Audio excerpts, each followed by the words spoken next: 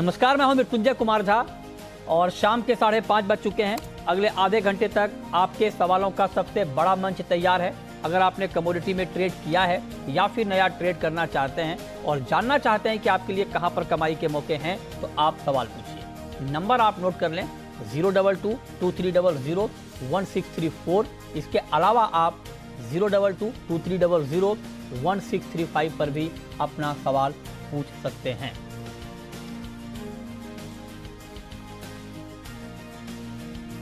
और आज हमारे साथ चर्चा में कुछ खास मेहमान जोड़ रहे हैं जिनसे हम डिटेल में समझेंगे कि आगे कमोडिटी मार्केट की चाल होगी क्या। हमारे साथ सुरेंद्र मेहता हैं, सेक्रेटरी हैं इब्जा के, बीरेन वकील हैं पैराडाइम कमोडिटी के, अनुज गुप्ता हैं IIFL सिक्योरिटीज़ के और तपन पटेल हैं HDFC सिक्योरिटीज़ के। आप सभी का बहुत बहुत स्वागत है। चर्चा की शुरुआत होगी गोल्ड के साथ। गोल्ड का मार्केट बेचैन कर दिया है पूरी इंडस्ट्री को और पूरे मार्केट को। बहुत ज्यादा वोलेटाइल मार्केट है। कल ही देख लीजिए आप, जब महंगाई के आंकड़े आए तो $20 गोल्ड के दाम गिर गए। उसके तुरंत बाद एक शार्प रिकवरी आ गई गोल्ड में। लोअर लेवल से $40 गोल्ड बढ़ गया था कल। आज देखिए क्या हुआ। शुरुआती कारोबार से मार्केट बहुत रेंज में घूम रहा था, ऊपर नीचे 1730 के आसपास। एक झटका आया और $20 साफ, ₹400 MCX पर साफ, 50-400 के नीचे आ गया। नेताजी, हो क्या रहा है आपके मार्केट में? अनुज जी आपसे यही सवाल। मित्र जी, गुड इवनिंग। देखिए, ट्रेंड मार्केट का डाउन हुआ है। $1800 जब से गोल्ड ने ब्रेक किया है तब से हमने एक सेलिंग प्रेशर गोल्ड में आता हुआ देखा है। इंटरेस्ट रेट जो बढ़े हैं उसका इम्पैक्ट नेगेटिव रहा है। हालांकि डोमेस्टिक मार्केट में रुपया रिकॉर्ड लो पर है, उसकी वजह से उतना डोमेस्टिक मार्केट में फॉल नहीं हुआ है। जबकि इंटरनेशनल मार्केट में हमने कल $1760 तक के लेवल आते हुए देखे थे। अभी हम देखें तो करीबन $1713 तक के लेवल हैं। तो जैसे जैसे नीचे भाव आते जा रहे हैं, अट्रैक्शन बढ़ता हुआ दिख रहा है, जिसकी वजह से हम देख रहे हैं कि जहां भी जरा सी भी एक रोशनी दिखती है, मार्केट एकदम से बाउंस लेता है। जैसे कि हमने कल देखा था, डेटा के नेगेटिव आते ही एक बाउंस बैक आता हुआ दिखाई दिया। मगर अगेन क्योंकि ट्रेंड थोड़ा सा वीक हुआ है, उसकी वजह से अगेन मार्केट जो है वो ट्रेंड नेगेटिव की तरफ आता हुआ दिखाई दे रहा है। तो वॉलिटिलिटी यहाँ पर बड़ी है। डेफिनेटली एक ट्रेंड जो है वो डाउन हुआ है, मगर खरीदारी की तरफ लोगों का जो इंटरेस्ट है इन्वेस्टर का, वो यहाँ पे लौटता हुआ दिखाई दिया है। मगर हमें लगता है कि अभी जो वॉलिटिलिटी है वो मार्केट में रह सकती है, क्योंकि जिस तरीके से कल इन्फ्लेशन के डेटा आए हैं और उसके बाद इंटरेस्ट रेट बढ़ाने की जो अटकलें हैं वो यहाँ पर बढ़ती हुई नजर आई हैं। और एक्सपेक्टेड है कि 0.75 बेसिस से इंटरेस्ट रेट यहाँ पर बढ़ सकता है। तो हमें लगता है कि उसकी वजह से एक जो एक नेगेटिव ट्रेंड है गोल्ड और सिल्वर में, वो यहाँ पर आता हुआ दिखाई दिया। तो वॉलिटिलिटी यहाँ पे रहेगी और जिस तरीके से ट्रेंड बना है तो थोड़ा वीकनेस का ट्रेंड भी देखने को मिल सकता है। ओके, अब सुरेंद्र मेहता जी भी हमारे साथ जुड़े हैं, इब्जा के सेक्रेटरी हैं। मेहता जी, क्या हो रहा है सर ये मार्केट में? $20 नीचे, $20 ऊपर। गोल्ड का तो ये नेचर नहीं था पहले कभी। बिल्कुल मृत्युंजय जी, गोल्ड का ऐसा नेचर नहीं था। और जिस तरह से गोल्ड लगातार आप $2000 से उसको टूटता हुआ देख रहे हैं और अभी हम लगभग $1710 के आसपास आ गए हैं, तो लगभग $300 गोल्ड में मंदी आ चुकी है।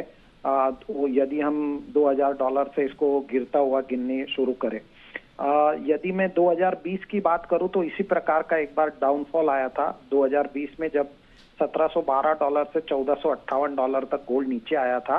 तो वो एक जो फॉल था वो $250 के आसपास का था और ये फॉल जो है $300 के आसपास का है। मुझे लगता है एक $1685 एक बहुत बड़ा रेजिस्टेंस है।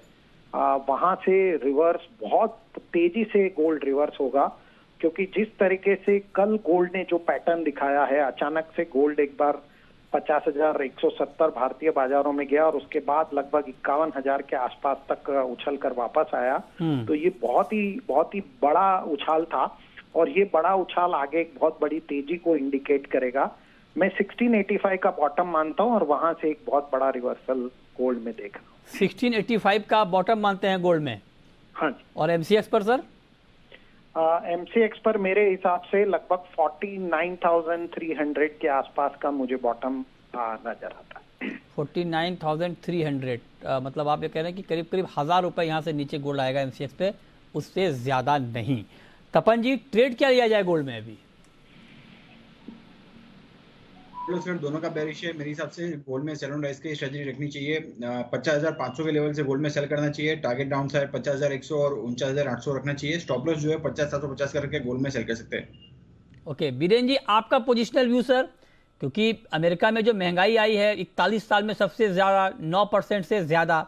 आमतौर पे महंगाई जब बढ़ती है तो गोल्ड के दाम भी बढ़ते हैं, लेकिन इस बार कहानी कुछ अलग है।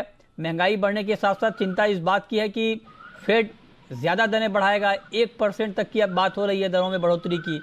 क्या व्यू है आपका गोल्ड पर? अभी तो dollar is the only story, buy dollar sell anything वाली कहानी है। ये काफी बार मैं बोल चुका हूँ और एक बार फिर रिपीट कर रहा हूँ। गोल्ड में आगे गोइंग फॉरवर्ड अगर ये 1678 ब्रेक करता है, 80% चांस है कि ये ब्रेक होगा, तो शायद हम इसको 1630-50 के आसपास देखेंगे, फिर आगे की सोचेंगे। बट फिलहाल तो मैं बेरिश हूँ। फिलहाल आप बेरिश हैं गोल्ड के ऊपर। अच्छा मेहता जी, एक बात आपसे और, बहुत सारे आपके मित्र हैं जो गोल्ड के एक्सपर्ट हैं, वो कह रहे हैं कि गोल्ड में अभी गिरावट और बढ़ जाएगी। उनकी चिंता ये है कि वो कह रहे हैं कि डॉलर बहुत स्ट्रांग हो रहा है, दरों में बहुत तेज बढ़ोतरी होने वाली है, तो ऐसे में गोल्ड का संभलना बड़ा मुश्किल होगा। इस तर्क में आपको दम लग रहा है? सर देखिए, इसमें यदि डॉलर स्ट्रांग होता है तो भारतीय बाजारों में रुपया भी गिरेगा। तो जब रुपया गिरेगा तो भारतीय बाजारों में गोल्ड का दाम बढ़ता है, घटता नहीं है। और दूसरी बात, इन्फ्लेशन, जब भी इन्फ्लेशन एक पैटर्न तय करेगा गोल्ड के प्राइस का। फिलहाल इन्फ्लेशन बढ़ रहा है, लेकिन गोल्ड का प्राइस इसलिए गिर रहा है क्योंकि जो दूसरे इक्विटी मार्केट है और कमोडिटी मार्केट है उनके अंदर बहुत तेजी से गिरावट आ रही है, और वो गिरावट का लॉस गोल्ड को बेच के उनको चुका के उसका लॉस भरा जा रहा है। तो जब ये पैटर्न खत्म हो जाएगा तो गोल्ड के प्राइस में हम तेजी देखेंगे। मैं अब भी मानता हूं कि $1685 का एक बॉटम बना सकता है, लेकिन इसमें बहुत ज्यादा मंदी करना या बहुत ज्यादा इसके अंदर गिरावट हो, ऐसी मुझे आशंका कम ही नजर आती है। अच्छा ठीक है, तो ये राय आपकी हो गई।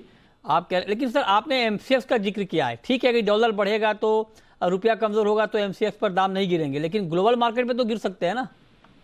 ग्लोबल मार्केट में जरूर दाम गिर सकते हैं, लेकिन ग्लोबल मार्केट में भी $1685 से ज्यादा गिरने की उम्मीद फिलहाल मुझे लगती नहीं है। और जिस तरह से पिछले 3-4 दिनों से हमारे यहाँ पर भी एक रुपया एक कंट्रोल स्थिति में आ गया है, मुझे रुपए में भी कोई बहुत ज्यादा अब हलचल नजर नहीं आ रही है। हाँ, 50 पैसे के आसपास रुपया और ज्यादा गिर सकता है।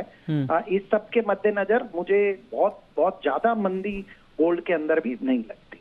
अच्छा, आपको बहुत ज्यादा मंदी गोल्ड के ऊपर नहीं लगती है। 50,367 ये एमसीएक्स पर गोल्ड का भाव इस वक्त है, इस पर आप नजर बनाकर चल सकते हैं।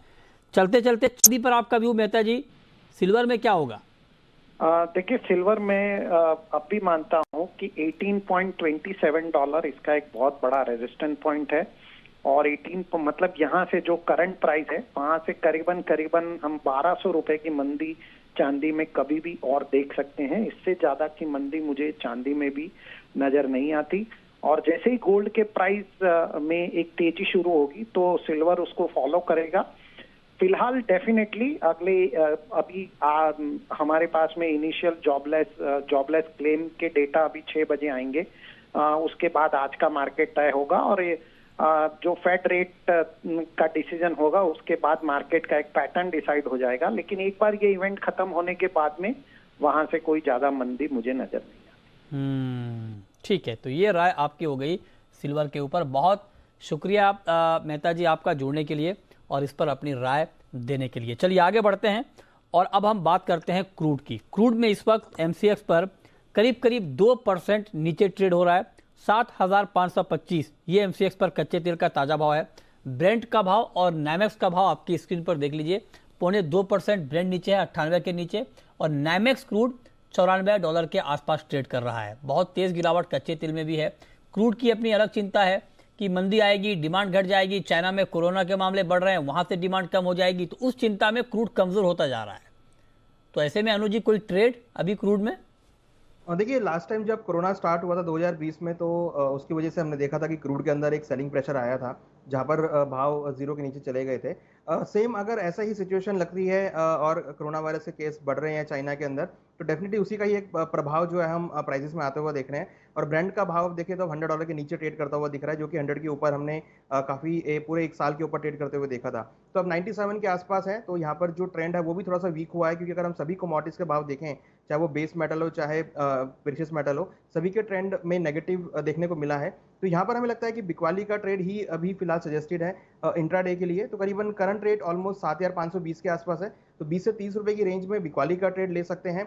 7,750 का स्टॉप लॉस लगाएं, टारगेट 7,300 तक देखने को मिल सकता है। हमें लगता है कि ब्रेंट का भाव नीचे में $95 तक के लेवल दिखा सकता है। ठीक है, तो ये राय आपकी हो गई कच्चे तेल पर। 7300 के टारगेट के लिए क्रूड में आपको बिकवाली की राय दी गई है। बीरेन जी, अब हम बात करने वाले हैं रुपए की, और रुपया देखिए सर, मतलब किस तरह से कमजोर हो रहा है। मतलब $1 का भाव 79 रुपए 92 पैसे तक पहुंच गया है। बहुत तेज गिरावट आ रही है। मतलब अब तो रुपए की गिरावट को देखते देखते ऐसा फील हो रहा है कि जेब में 500 रुपए है तो लगता है 400 रुपए ही है। मतलब इतना कमजोरी फील हो रही है रुपए की। तो आप बताइए कि और कमजोर होगा या अब कम से कम रुकने वाला है रुपया? एशिया में सभी currency, Korea won, Philippine peso, Thailand baht, Malaysian ringgit, Indonesian रुपया सभी कमजोर है, तो रुपी उसको फॉलो कर रहा है। बेसिकली ये डॉलर की तेजी है, रुपया की कमजोरी नहीं है, पर डॉलर की तेजी वो सेंट्रल थीम है, क्योंकि ब्याज दरें रफ्तार से बढ़ रही है, और शायद 1% का हाइक शायद आ सकता है 27 जुलाई की मीटिंग में। उसके पहले शायद आरबीआई भी 75 बेसिस पॉइंट शायद हाइक करेगी, ऐसा मेरा मानना है। फिलहाल तो मुझे ऐसा लग रहा है कि अभी भी डाउनसाइड रिस्क रुपये में बना रहेगा। टेंटेटिवली हम शायद 81 हाफ शायद देखेंगे। आरबीआई का थोड़ा थोड़ा इंटरवेंशन है, बट हाफ हार्टेड इंटरवेंशन है, एग्रेसिव इंटरवेंशन अभी तक नहीं आया है। अच्छा, तो आप कह रहे हैं कि 81 हाफ, मतलब 81 और 81.5 के बीच तक रुपया जा सकता है। लेकिन दूसरा सवाल यह है कि 81 और 81.50 तक जाने के बाद रुपया वहां रुक जाएगा या फिर रुपया वहां से मजबूत होना शुरू होगा? उसका आधार बेसिकली फेड का मॉनेटरी स्टेंस कैसा रहता है उस पे निर्भर है। एक बात है कि चाइना से शायद सुपर स्टिमुलस आएगा $1.1 ट्रिलियन का, वो एशिया को कितना संभाल पाता है वो देखना पड़ेगा। वो अगर नहीं आता है, क्योंकि चाइना की हालत अभी एज ऑफ नाउ तो काफी खराब है, स्पेशली प्रॉपर्टी और क्रेडिट मार्केट की। तो फिलहाल मुझे थर्ड क्वार्टर में इन जनरल सभी इमर्जिंग मार्केट्स, यूरोप, एशिया और लैटिन अमेरिका कमजोर ही दिखते हैं। ओके, तो ये राय आपकी हो गई डॉलर रुपए के ऊपर, इस पर भी आप नजर रखें। लेकिन गिरावट का सिलसिला कमोडिटी करेंसी में तो थम ही नहीं रहा है, और कमोडिटी में सिर्फ गोल्ड क्रूड तक गिरावट का सिलसिला नहीं है। गोल्ड क्रूड के साथ साथ मेटल में भी बहुत तेज गिरावट है। मेटल के दाम भी बहुत टूटे हैं। आज भी आप देखिए जितने भी मेटल हैं वहाँ पर एक गिरावट का माहौल बना है, और चाहे वो एल्युमिनियम हो, एल्युमिनियम देख लीजिए करीब 0.5% नीचे, कॉपर, जिंक, लेड, सारे के सारे मेटल लाल निशान में ट्रेड कर रहे हैं। तो मेटल के ऊपर अनुज जी आपका क्या व्यू, और आज शाम के लिए मेटल के किस काउंटर में ट्रेड बेहतर रहेगा? मृत्युंजय जी, देखिए चाइना की वजह से हमने क्रूड में भी गिरावट देखी है, और मुझे लगता है कि वही रीज़न है जिसकी वजह से हमने बेस मेटल में डिमांड जो है कम होती हुई देखी और भाव नीचे आए हैं। हमें लगता है कि अभी शॉर्ट टर्म में ट्रेंड डाउन रहेगा।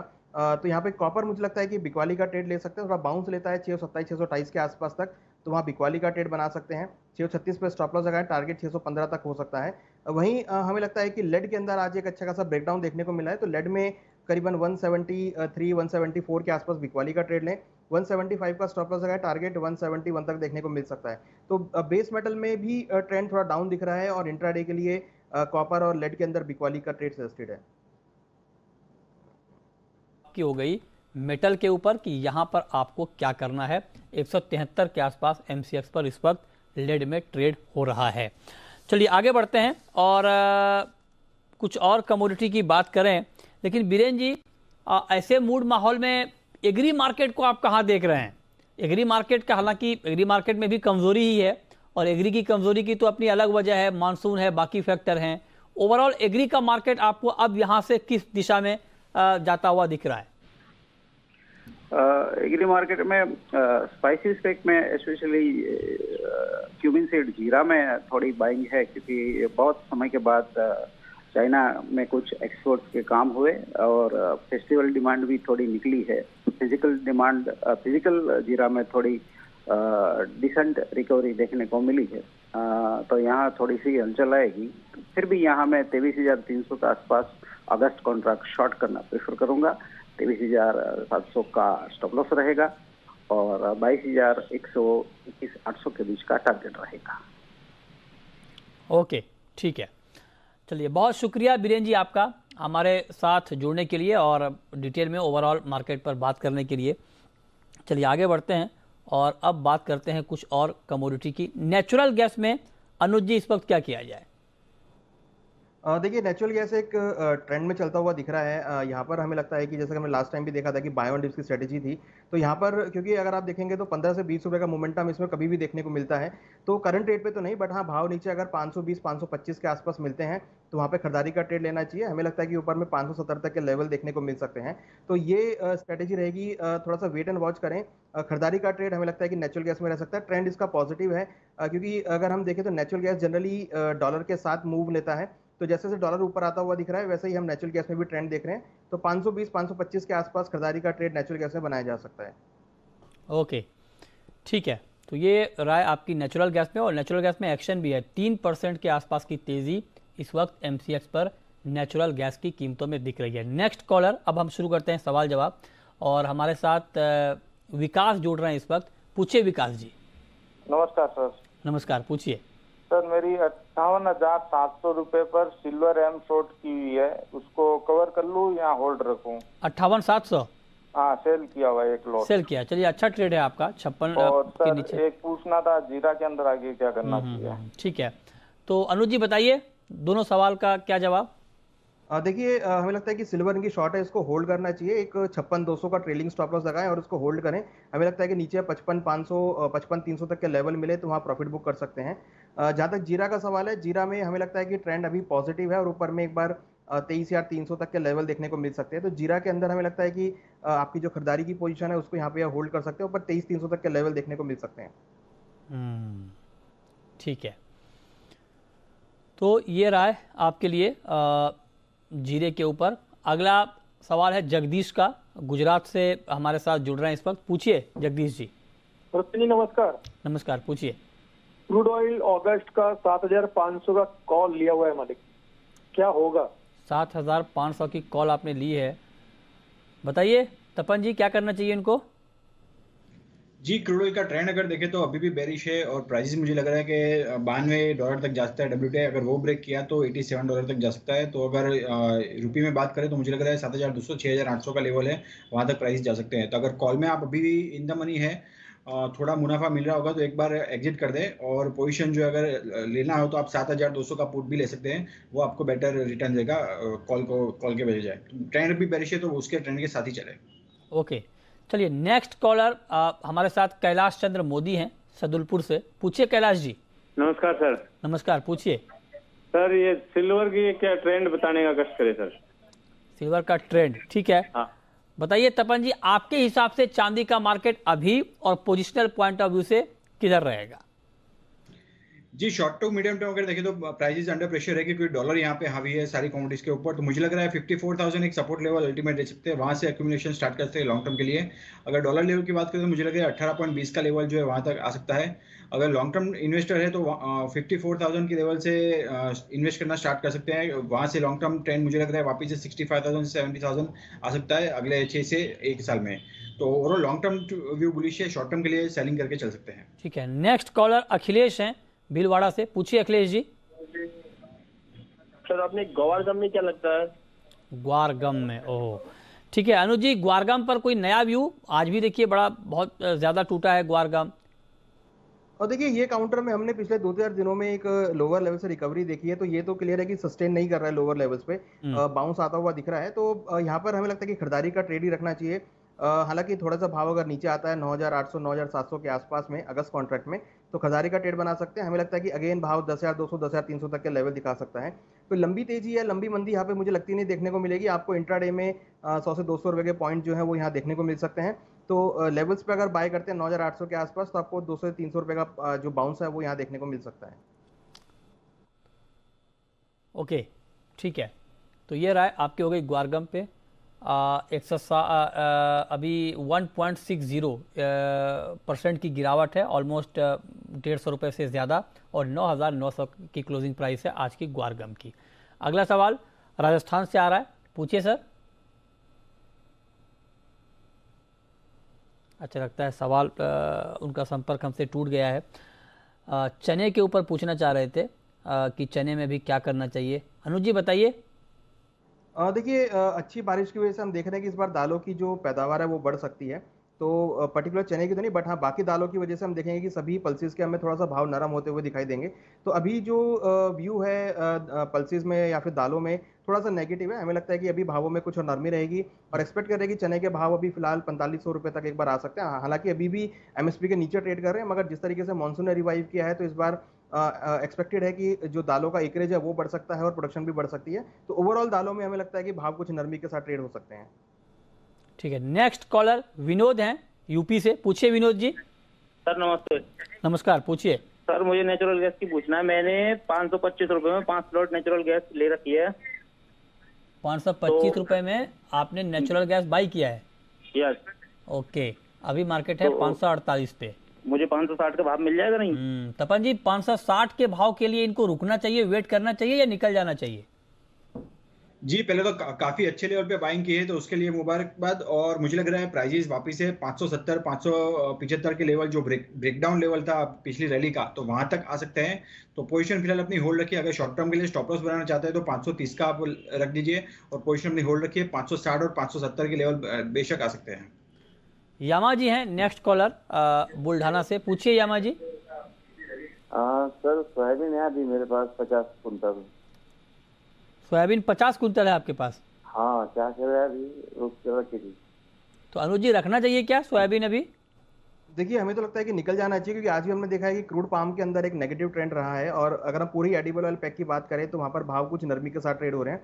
तो शॉर्ट टर्म में हमें लगता है कि भावों में अभी थोड़ी सी नरमी का ट्रेड रहेगा। तो हमें लगता है कि उनको अभी निकल जाना चाहिए, क्योंकि आगे भावों में और नरमी हम एक्सपेक्ट कर रहे हैं कि देखने को मिल सकती है।